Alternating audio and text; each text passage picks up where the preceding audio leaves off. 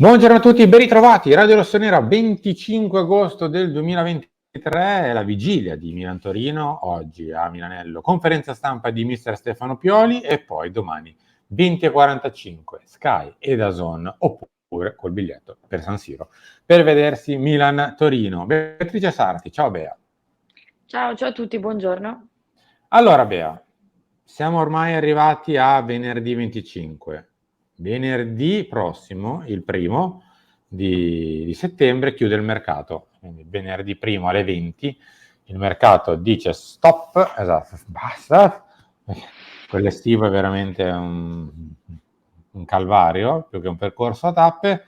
Finisce il mercato e il Milan, ripetiamo per la 174esima volta, ha bisogno di un attaccante, cerca un attaccante, anche perché in teoria in rosa in questo momento c'è Lorenzo Colombo e proprio resta Colombo, ma l'idea del Milan è quella di darlo in prestito, perché vorrebbe avere un giocatore diverso in attacco e dare anche e soprattutto a Colombo l'opportunità di giocare in Serie A in una squadra di media classifica come il Monza e quindi dargli minutaggi in una squadra che non è che si deve salvare proprio all'ultimo istante.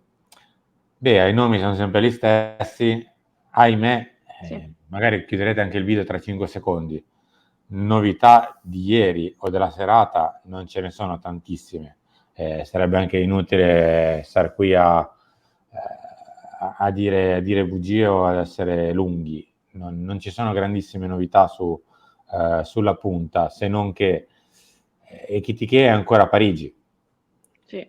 C'è l'idea del Paris Saint-Germain di provarlo a mettere in uno scambio un po' più ampio con Colomboigny, che potrebbe arrivare Colomboigny a Parigi per soldi e anche con l'inserimento del giocatore. Non c'è in questo momento l'accordo, vediamo se Ekitike poi, una volta che magari non si accorda con l'Eintracht o il Paris Saint-Germain non si accorda con l'Eintracht, parte lo stesso e parte in prestito, e allora a quel punto il Milan ci potrebbe stare, se no come al solito Bea, Taremi, ma il Porto deve scendere, Lukaku e c'è un problema di ingaggio. Altri nomi in questo momento non me ne vengono, a meno Guarda, che non sia un sorpresone finale. per me, per paradosso, è più facile Lukaku di Taremi. Cioè, mi spiego, è più facile che la squadra di Lukaku se ne voglia liberare e quindi ti venga incontro ancor di più. Ammesso che spero di no, perché secondo me Lukaku non è un giocatore giusto e adatto soprattutto per il nostro spogliatoio con l'ingaggio che ha.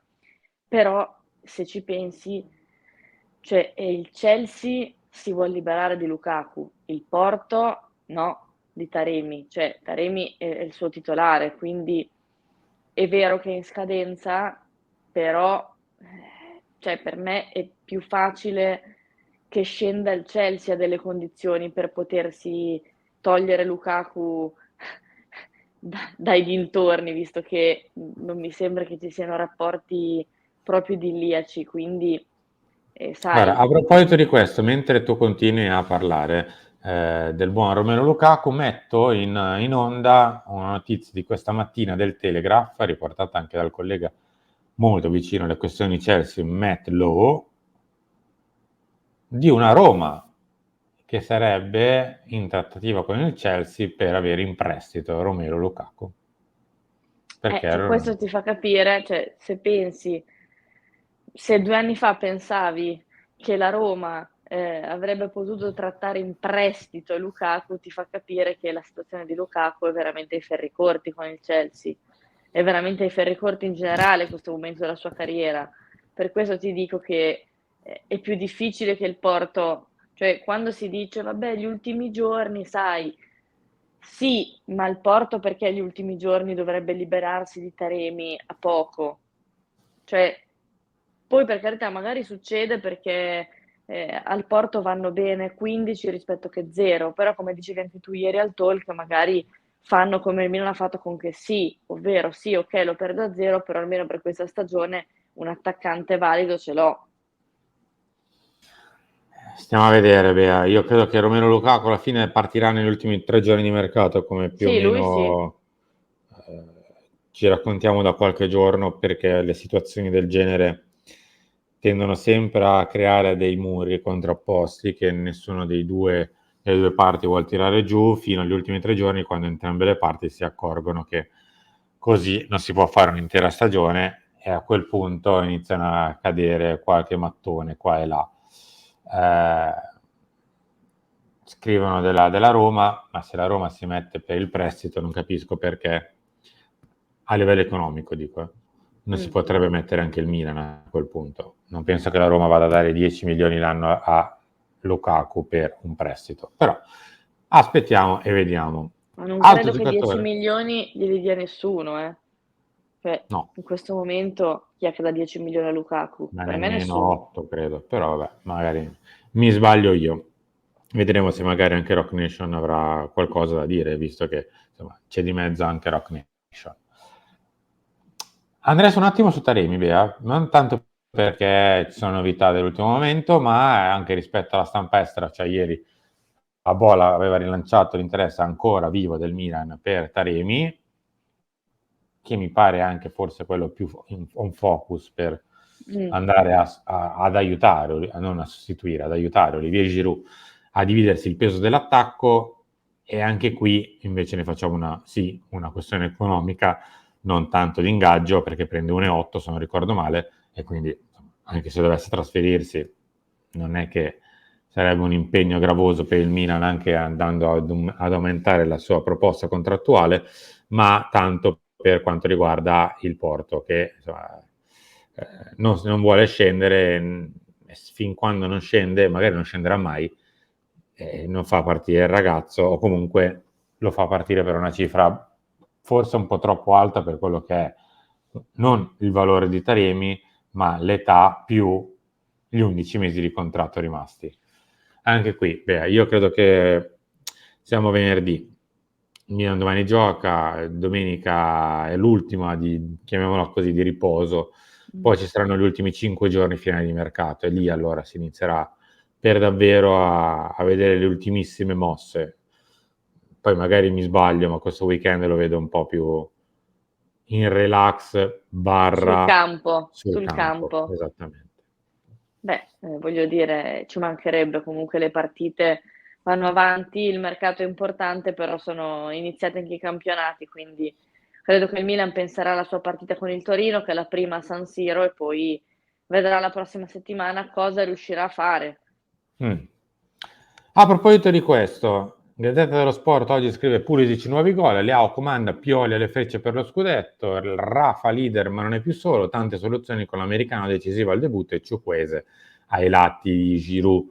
E fin qui insomma, potrebbe essere un articolo di un mesetto fa circa. Sì.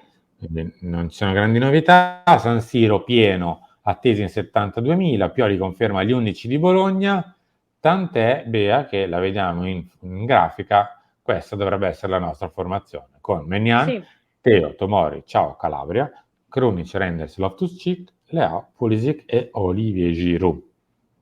sì. Squadra che vince non si cambia.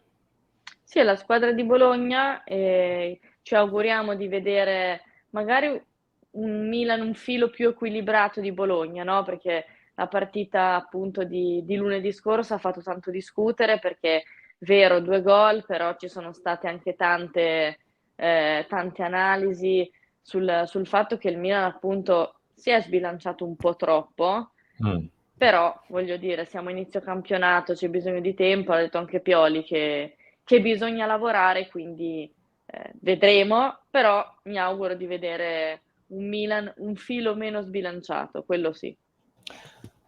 Speriamo di vedere un Milan un pochino più Compatto. compatto, sì, sì, con un pochino più di equilibrio rispetto alla partita di Bologna, dove per i primi 20-25 minuti ci si è anche divertiti a vedere il Milan giocare nella metà campo offensiva, e si è corso qualche rischio di troppo. Poi qualcuno verrà anche a dire sì, però neanche grandi parate ha fatto, a parte che una l'ha anche fatta di spalla alzando di fortuna l'uno contro uno.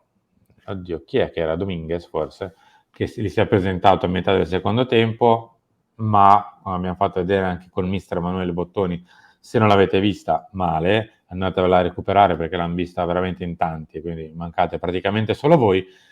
Il Milan di Bologna qualcosina, anzi qualcosona sul campo ha lasciato.